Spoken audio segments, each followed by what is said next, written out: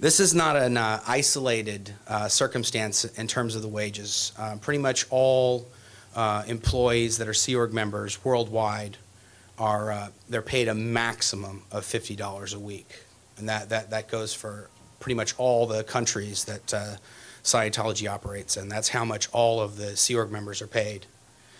At Golden Era Productions, there were staff members there, specifically in certain areas where they couldn't get all of the work done that needed to be done for the different products that we were producing.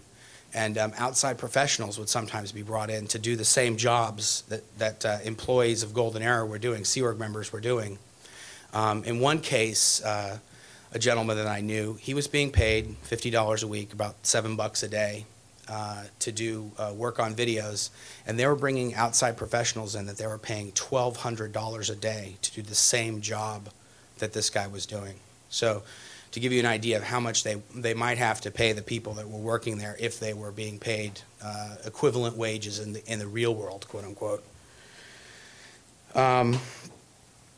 Somebody did the math for me one time, and they basically said, based on the amount of hours that I was working a week and for the amount of years that I worked there, that if that were translated into a 9-to-5 job in the real world, I would have worked 40 years worth of a 9-to-5 job at Golden Era. I'm not even 40 years old right now. So by the time, before I was even 35 years old, I had worked 40 years worth of a 9-to-5 job, starting at 16 years of age at Golden Era Productions. And a lot of people ask, you know, as long as we're talking about money, well, maybe they don't have, it's a group that has this philosophy, maybe they don't have enough money to pay these people for the amount of work that they're doing and all the employees that they have. I worked in a cassette manufacturing plant when I first started working at Golden Era Productions, and it was basically demanded that we produce 50,000 cassettes a week that would get sold to the Scientology organizations all around the world. And those cassettes would sell from anywhere from $20 to $75 each. So just the sheer amount of potential income from our weekly production averaged nearly $4 million that they would make on the products that, you know, 10 or 15 people were producing.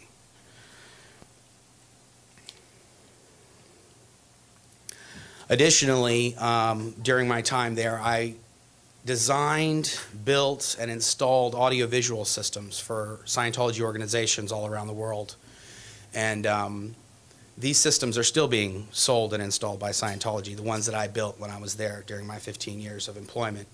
And one set of these systems that would be sold to an average Scientology organization were worth approximately $300,000. That's how much they would charge the organization to install it and send them these systems.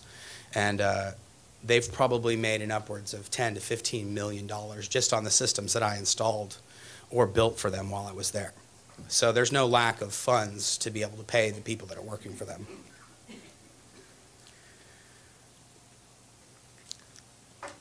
A lot of times when people hear my story or when people hear about what happens there, they ask me, well, if it was so bad, then why didn't you just leave?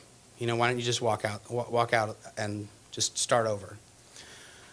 Well, when I finally did have enough courage and had experienced enough abuse that I did finally decide to escape, in January 2005, I drove off of the property on a motorcycle. Within 30 seconds of me leaving, I was being followed by an SUV that belonged to the security personnel there at the compound.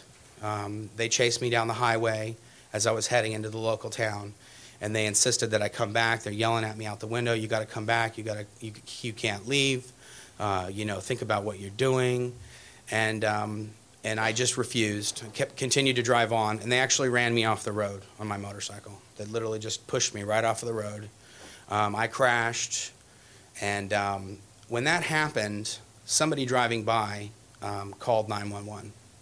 Within 5 minutes, the sheriff's deputies arrived. The security personnel had already skedaddled back to the property, but the only reason that I was able to escape was because I had police assistance.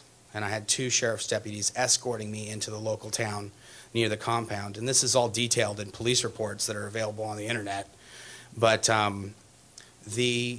during the course of 2 sheriff's deputies escorting me into the nearby town, the Scientology personnel attempted to even still intercept me and follow me while the police were escorting me.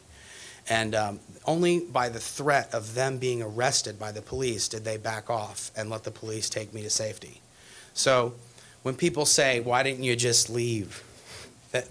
That's why. Because when you're there, you see and you hear what happens to people that try and leave. And most of the time, they're brought back. And in rare instances, people actually escape successfully and don't end up coming back. So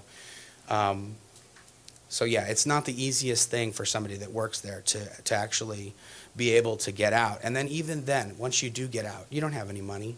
You haven't lived in the real world.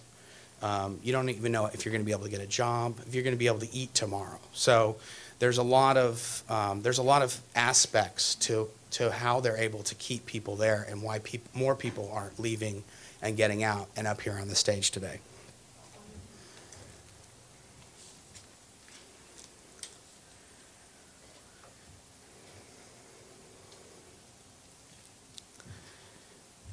You're going to hear other people up here today that are going to tell similar stories to what I've told you and similar accounts to mine.